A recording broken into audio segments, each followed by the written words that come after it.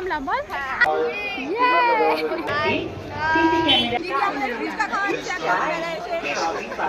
গাড়িওয়ালা আমরা এখন রেস্টুরেন্টে এসেছি।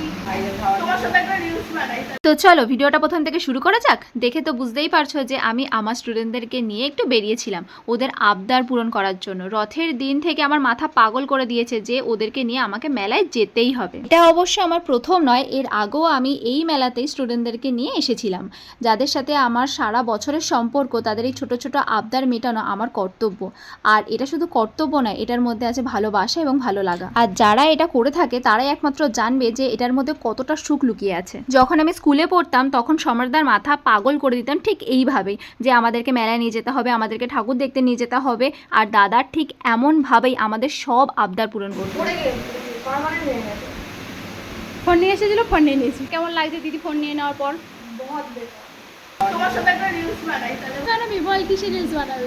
গানে আর কি সেটাতে গাইবে গাড়িওয়ালা এখন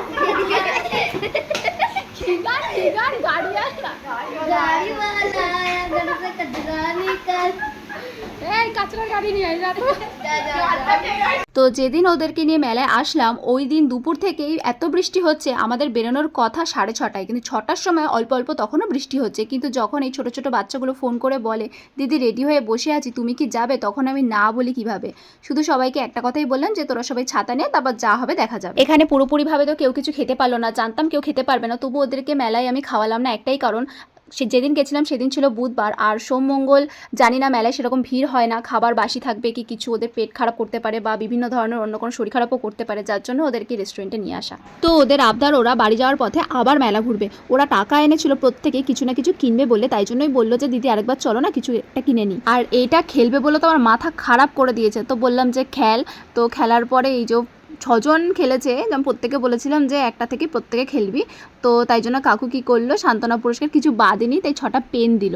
যাক ভালো লাগলো আমার এটা, যে সবাই তো পেলো কিছু না কিছু। এটা কিন্তু প্রচুর নেশার জিনিস, একবার খেললে কিন্তু মনে হয় যেন আরেকবার খেলি কিছু না পাওয়া পর্যন্ত। অনেক ঝুড়ি জিতেছে। 22 হয়ে গেল। 22-এ কিছু একটা আছে, 22-এ কিছু নেই। ভাই সামনে